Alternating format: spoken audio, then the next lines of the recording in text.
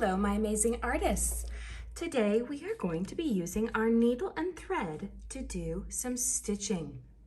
The stitching we are focusing on today is called a running stitch, which looks very similar to the dash lines that we know so well. The materials you will need today are your metal needle, thread, something to draw with like a marker, scissors, your little paper that helps us thread our needle, and your red felt. Let's first review how we can thread our needle and tie a friendship knot. Using our thread, place it inside of the paper hot dog bun and let that travel through the eye of our needle, keeping that thread hidden inside of the paper before pulling it out on the opposite end. Now, pull that string all the way until it is even with the other end of our string. These are our two friends.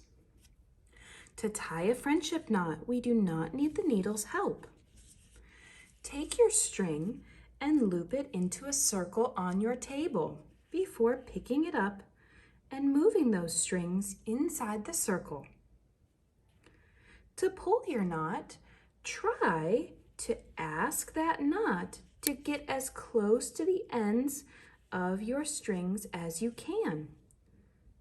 We will find out soon that wherever the knot is, that is where our string will stop sewing. Lovely, we have our needle threaded and a friendship knot at the very end of our thread. We can put that to the side. And now we are going to focus on our fabric. Using your marker, today you are able to draw any kind of design that you would like.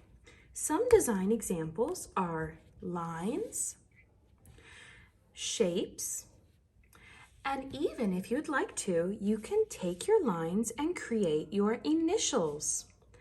I might write mine. I also will draw a few of my favorite types of lines. Maybe a shape.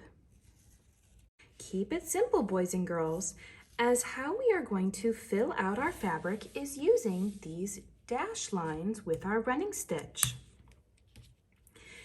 Once you have your lines, go ahead and take your needle and thread. And we are going to start on the ends of one of your lines.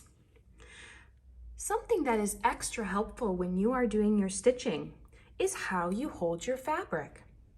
I am holding my fabric kind of like a crab claw, pinching the fabric with my pointer and middle finger and pulling it with my ring finger and thumb on the other side, creating a tight space wherever I'm going to start my stitching. Start by poking up at the end of that line and then poking down to create your first dash and pull. Notice how my string stopped wherever that knot was.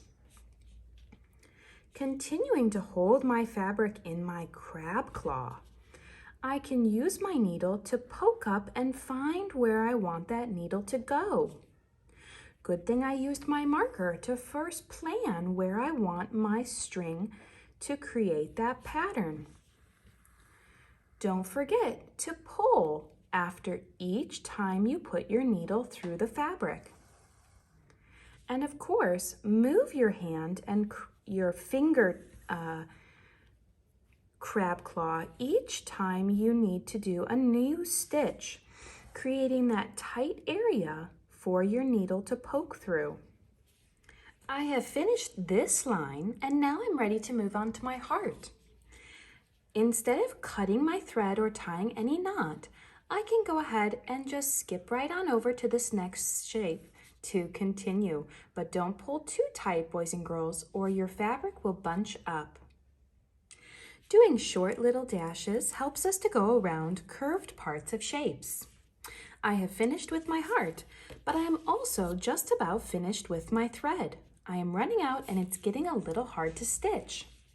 When you have about 1 hand's length of thread left, is a good time to tie a knot and cut the needle off. Let me first show you how we can tie a knot on our threads. On the back side of your stitching, find one of the last places you've gone under or any nearby stitch and put your needle underneath that stitch and pull through, but not all the way, leaving a loop. This loop is going to help us to tie our knot. Put your needle through the loop and pull. Let me show you that one more time to see a double knot. Put your needle underneath one of your stitches on the back of your fabric. Pull until you see a loop. Put your needle through that loop and pull. That loop will tighten down on top of your thread, creating a knot. Now you may take your scissors and go ahead and cut your thread.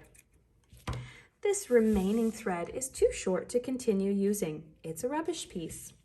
And now you'll need to go ahead and take your paper and more thread to thread your needle in order to continue your stitching.